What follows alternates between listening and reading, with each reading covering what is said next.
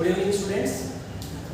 आज का जो टॉपिक हमारा central problems of an economy. Previous class में हमने बीपीसी के चेंज के बारे में डिस्कस किया था कि बीपीसी का किस तरह से चेंज या शिफ्ट होता है।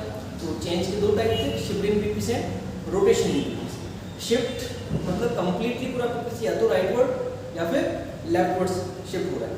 रोटेशन किसी एक साइड में या तो वो एक्स गुड में चेंज आएगा या फिर वाई गुड में चेंज आएगा, और वो भी राइटवर्ड या लेफ्टवर्ड रोटेशन हो सकता है, जो हमने प्रीवियस वीडियो लेक्चर के अंदर पढ़ा था। तो अगर आपने पिछला लेक्चर नहीं देखा है तो पहले पिछला लेक्चर देखिए, उसके बाद इस लेक्चर पर आइए। चलिए, आज जो हमारा टॉपिक है बेटा, उसका नेम है central problems of an economy. Central problems of an economy को पढ़ने से पहले हम बात करेंगे इकोनॉमिक प्रॉब्लम्स क्या होती है। तो हमारा जो टॉपिक रहेगा, पहले इकोनॉमिक प्रॉब्लम्स किसे कहते हैं।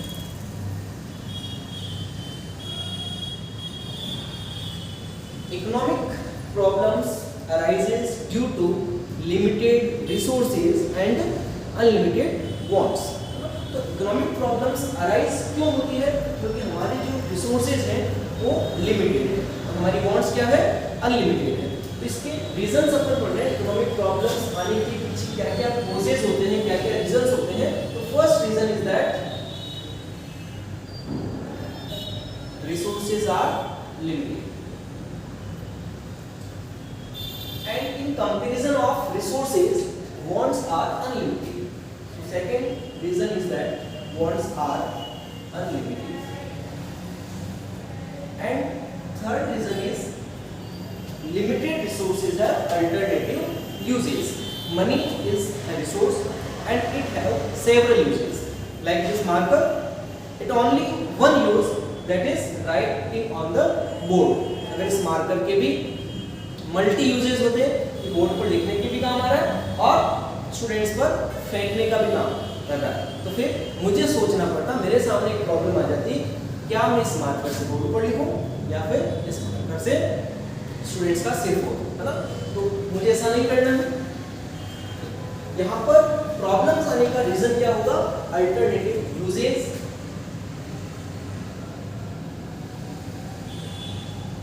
अल्टरनेटिव यूजेस ऑफ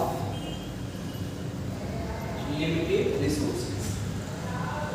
बेसिकली बेटा तीन रीजंस हमने पढ़े हैं व्हाई इकोनॉमिक प्रॉब्लम्स और why central economic problems arises, because of the resources are limited, wants are unlimited and alternative uses of the limited resources. Okay, चलिए अब जो बेटा ये दो पॉइंट हमने लिखे हैं ना, resources are limited and wants are unlimited, this situation is called scarcity. क्या कहेंगे इसको? स्कैरसिटी। यहाँ पर scarcity का मीनिंग क्या होता है बेटा?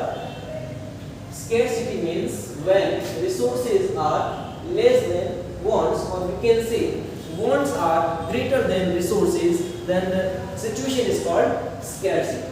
So scarcity is the situation when wants are exceed to the resources, और scarcity ही हमारी इकोनॉमिक प्रॉब्लम का एक मेन रीजन होता है ना।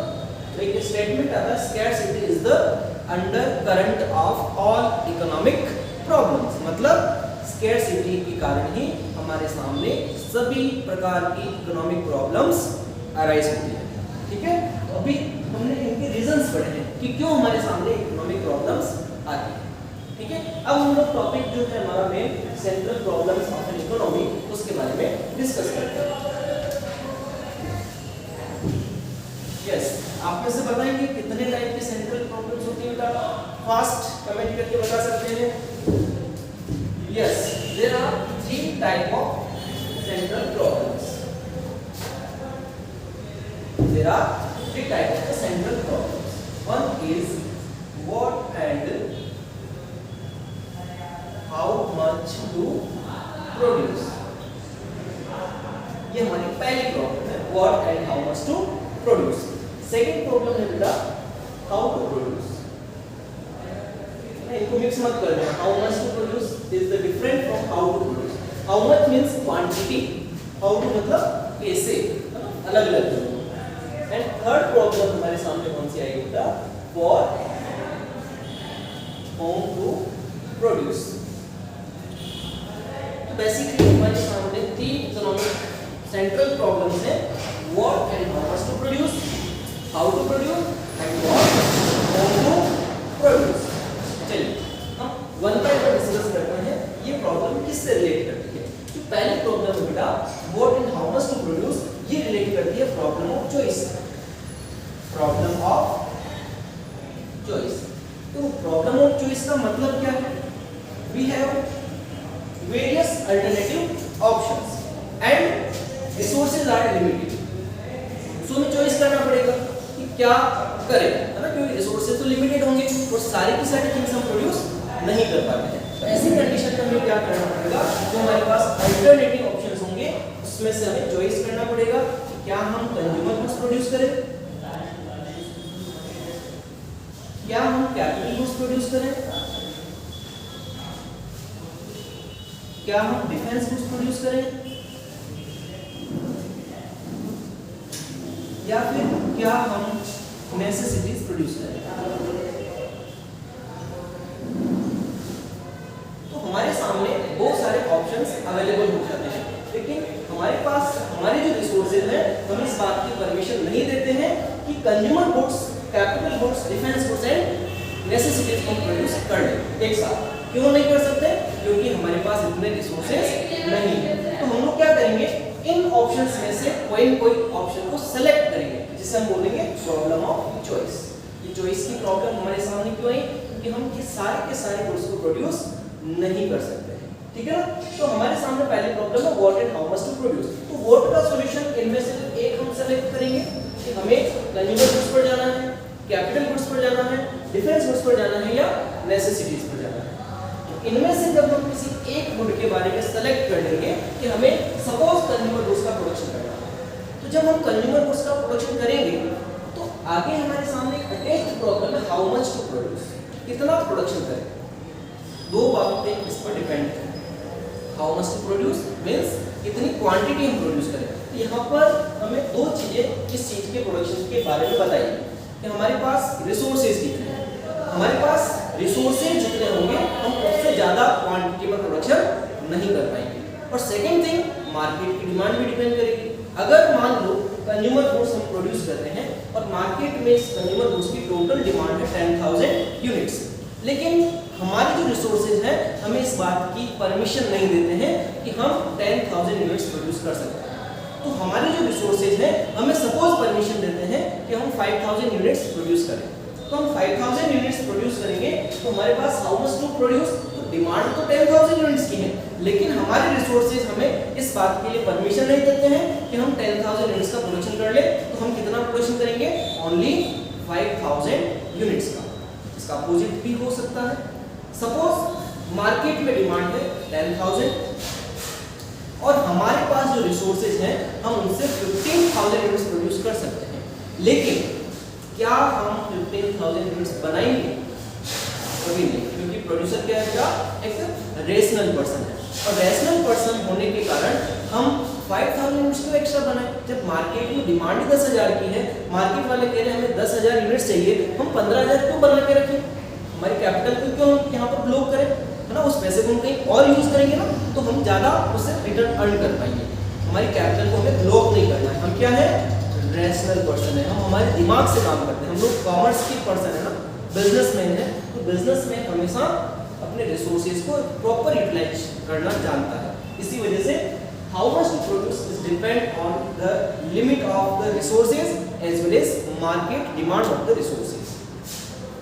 नाउ द जब हमारे पास फर्स्ट प्रॉब्लम का सॉल्यूशन हो जाएगा, इनमें से हमें कोई चॉइस करनी पड़ेगी और हम कोई चॉइस करेंगे, तो सेकंड हमारे पास प्रॉब्लम आएगी हाउ टू प्रोड्यूस। मतलब माना कि हमने कंज्यूमर गुड्स बनाए हैं, तो अगली प्रॉब्लम है बनाएंगे कैसे, है ना, प्रोडक्शन करने का तरीका क्या होगा। It means this problem is associated with the problem of choice of technique, है ना। हमें टेक्निक का चॉइस करना है। टेक्निक कितने तरह की होती है बेटा, दो तरह की होती है, लेबर इंटेंसिव भी होती है और कैपिटल इंटेंसिव टेक्निक भी होती है। तो हम लोग क्यों ना दो टेक्निक में से किसी एक का चॉइस करें। तो हमारे पास प्रोडक्शन की कितनी टेक्निक्स हैं, दो टेक्निक्स हैं। प्रॉब्लम जो हमारी चॉइस की है, इस प्रॉब्लम का हम नेम लिखते हैं सबसे पहले, problem of choice of technique. ये हमारे पास प्रॉब्लम हो गई चॉइस ऑफ टेक्निक। प्रॉब्लम जो है हमारे सामने दो तरह की टेक्निक को चॉइस करेंगे। First one is labour intensive technique and second one is capital intensive technique. दो तरह की टेक्निक्स हम प्रोड्यूस कर सकते हैं। अब ये लेबर इंटेंसिव क्या है?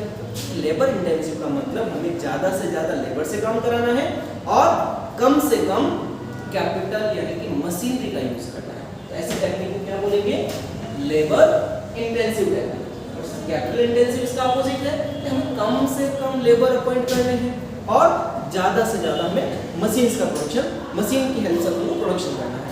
तो इनमें से कोई एक टेक्निक का हमें सिलेक्शन करना है, जिसे ये बोलते हैं problem of choice of technique. जब हम किसी एक टेक्निक को सेलेक्ट कर लेंगे कि हमें तो भैया इस टेक्निक से प्रोडक्शन करना है, तो हमने माना कि सपोज लेबर इंटेंसिव टेक्निक से प्रोडक्शन चालू किया, तो अब प्रोडक्शन चालू कर दिया, तो नेक्स्ट जो प्रॉब्लम हमारे सामने आएगी, third and last problem for whom to produce. अरे भाई हम काम जो कर रहे हैं किसके लिए कर रहे हैं? प्रोडक्शन किसके लिए करेंगे? जो गुड्स हम प्रोड्यूस करेंगे, जो क्वांटिटीज हम प्रोड्यूस करेंगे, उसका करेंगे क्या? यानी कि हमें इसको हमारी सोसाइटी के अंदर स्प्रेड करना है, डिस्ट्रीब्यूट करना है। तो इस प्रॉब्लम को बोलते हैं problem of distribution. Problem of distribution. क्यों भाई डिस्ट्रीब्यूशन? क्योंकि हमने जो गुड्स बनाया है उसका हमें क्या करना होगा? डिस्ट्रीब्यूशन करना होगा हमारी सोसाइटी के अंदर। तो डिस्ट्रीब्यूशन हम किसके लिए कर रहे हैं? या तो हम लोग फॉर रिच क्लास जो गुड्स हम बनाएंगे रिच सेक्शन के लिए, या फिर हम प्रोडक्शन कर रहे हैं उसका डिस्ट्रीब्यूशन किसके लिए करेंगे? For poor. ये भी हमें डिसाइड करना है कि हम रिच के लिए प्रोडक्शन कर रहे हैं या पुअर के लिए प्रोडक्शन कर रहे हैं। This problem is called problem of distribution. तो ये हमारे सामने 3 प्रॉब्लम्स हमने डिस्कस किया। इसके आगे इन प्रॉब्लम्स का सॉल्यूशन भी पूछा जा सकता है कि तीनों जो इकोनॉमिक प्रॉब्लम्स हैं उनका सॉल्यूशन क्या होगा। तो बेटा ये सॉल्यूशन हम हमारी मर्जी से नहीं दे सकते, इसके सॉल्यूशंस चलते हैं अकॉर्डिंग टू इकोनॉमिक सिस्टम। हमारे यहाँ पर 3 टाइप के इकोनॉमिक सिस्टम चलते हैं, capitalist economy, socialist economy and mixed economy. उनके बेसिस पर हम कौन से इकोनॉमिक मॉडल को, इकोनॉमिक सिस्टम को फॉलो कर रहे हैं, उसके बेसिस पर इन प्रॉब्लम्स का सॉल्यूशन है। तो हम लोग एक बार इनके सॉल्यूशंस की भी बात कर लेते हैं, प्रॉब्लम का सॉल्यूशन किस तरह से हम आइडेंटिफाई करेंगे। अगला जो टॉपिक हम लोग डिस्कस कर रहे हैं, solution of the central problem of an economy, यानी कि इकोनॉमी की जो सेंट्रल प्रॉब्लम्स हैं उनका सॉल्यूशन हम किस तरह से करेंगे। ठीक है, सेकंड प्रॉब्लम मैं वापस लिखता हूं। सेकंड प्रॉब्लम क्या थी? How to produce. और हमारा टॉपिक हो जाएगा solutions of central problems of an economy. एक इकोनॉमी की जो सेंट्रल प्रॉब्लम्स है उनका सॉल्यूशन क्या होने वाला है। अब पहली प्रॉब्लम है what and how much to produce. तो बेटा ये डिपेंड करेगा कि हम कौन से इकोनॉमिक सिस्टम को फॉलो करते हैं। क्या हम कैपिटलिस्ट इकोनॉमी को फॉलो करते हैं, क्या हम सोशलिस्ट पैटर्न को फॉलो करते हैं, या फिर हम लोग मिक्स्ड इकोनॉमी को फॉलो करते हैं। कि इनके अकॉर्डिंग हमारे सॉल्यूशंस अलग अलग होंगे। अगर हम लोग कैपिटलिस्ट इकोनॉमी को फॉलो कर रहे हैं तो हमारा पर्पस केवल और केवल क्या रहेगा? Profit earning. क्या रहेगा? Profit earning. और प्रॉफिट अर्निंग उन गुड्स को प्रोड्यूस करने पर होगा जो एक्सपेंसिव होंगे, यानी कि अपन ऐसा कह सकते हैं लग्जरी गुड्स हम लोग प्रोड्यूस करते हैं, जिससे क्या होगा? महंगे होंगे और एक्सपेंसिव होने से हमारा प्रॉफिट मार्जिन ज्यादा होगा, यानी कि हमारा प्रॉफिट मैक्सिमाइज हो जाएगा। तो इसको हम बोलते हैं luxury goods.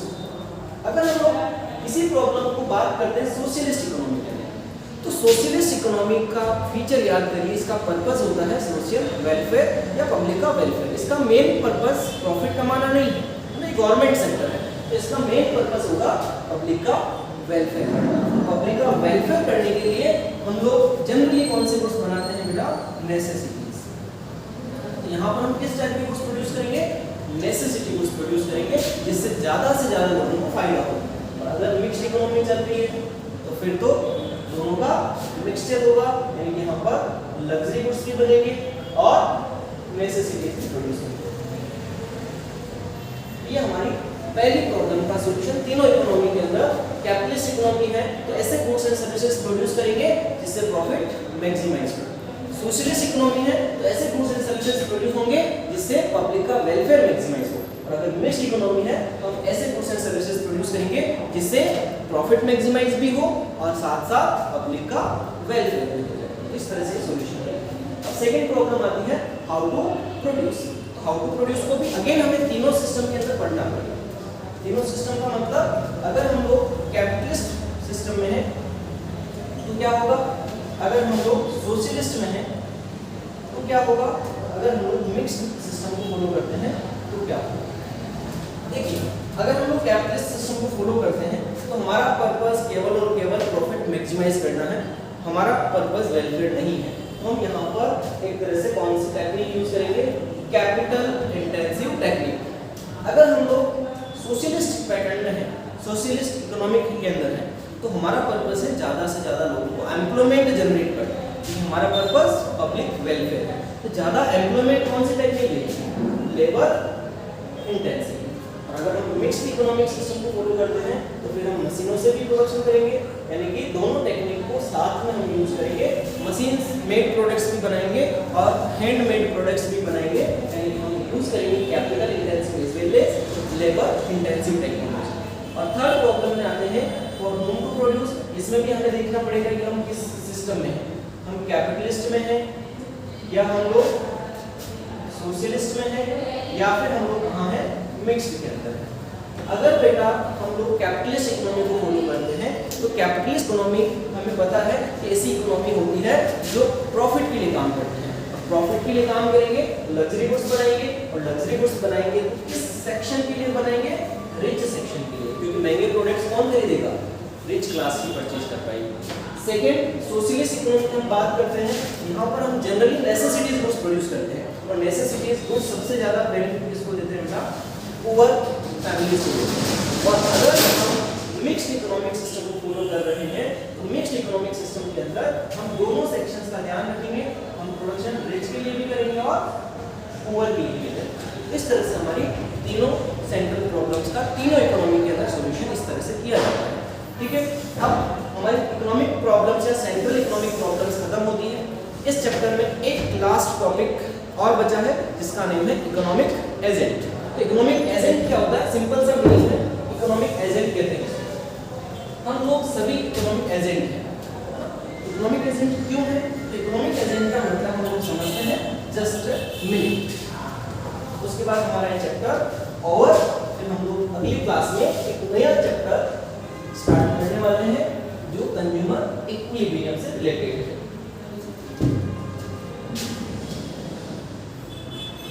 Economic agent, economic agent is that person who can take self economic decisions. Again repeat करता हूँ, economic agent is that person who can take self economic decisions like consumers. Consumers are also economic agent because they can decide what to consume, है ना, उसे forcefully हम consume नहीं करा सकते हैं। तो consumer कौन होते हैं, economic agent होते हैं। इसी तरह से एक और एग्जांपल हम समझते हैं producers. Producers also economic agent because a producer can decide what to produce. इसी तरह से हम एक और एग्जांपल लेते हैं government. Government is also an economic agent because government can decide what policies are made for the betterment of an economy. ठीक है, इस तरह से गवर्नमेंट भी क्या है, economic agent. Economic agent is that person who can take self economic decisions. ठीक है स्टूडेंट्स, तो ये चैप्टर हमारा यहीं फिनिश होता है। हम लोग मिलेंगे अब एक नए चैप्टर के साथ, तब तक के लिए जय हिंद जय भारत।